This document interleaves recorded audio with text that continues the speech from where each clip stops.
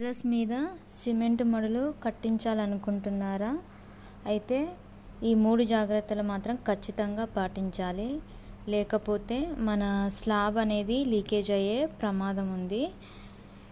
First ఏంటంటే స్లాబ్ని మనం slab పోపించినప్పుడు ఎలా ఉందో స్లాబ్ అలా మనం స్లాబ్ని అనేది రెడీ చేసుకోవాలి. దానికోసం చిప్పింగ్ అనేది చేయించుకోవాలి. ఈ చిప్పింగ్ చేయించుకోవటం వల్ల ఉపయోగం ఏంటి అంటే, మనకు వర్కర్స్ పని జరిగేటప్పుడు సిమెంట్ అనేది కలుపుకుంటారు. ఆ లాస్ట్ మిగిలిన సిమెంట్ అనేది ఇలా పైన ఒక లేయర్ లాగా ఫామ్ అవుతుంది. ఆ లేయర్ని మనం ఈ చిప్పింగ్ ద్వారా తీసేయచ్చు.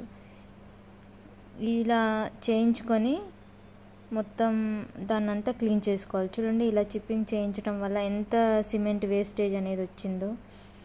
చూడండి, ఫ్లోర్ ఎంత నీట్గా అయిపోయిందో. మనం ఫస్ట్ స్లాబ్ పోయించినప్పుడు ఎలా ఉందో అలా అయిపోయింది. ఇలా ఈ వేస్టేజ్ని అంతా మనం తీసేయాలి. ఇది ఫస్ట్ స్టెప్. నెక్స్ట్ స్టెప్ ఏంటంటే, ఈ పారాపెట్ వాల్కి స్లాబ్కి మధ్యలో ట్యాపరింగ్ వర్క్ అనేది చేయించాలి.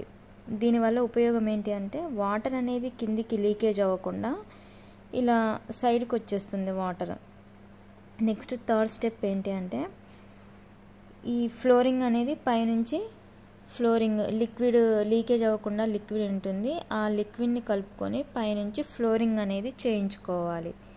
ఇలా మనం ఈ 3 స్టెప్పులు మనం పాటించటం వల్ల ఫ్యూచర్లో మనకు స్లాబ్ అనేది లీకేజ్ అవ్వదు. ఇలా రెడీ చేసుకున్న తర్వాత దీని మీద ఇప్పుడు మనం పర్మనెంట్గా సిమెంట్ మడులు అనేవి కట్టించుకోవాలి.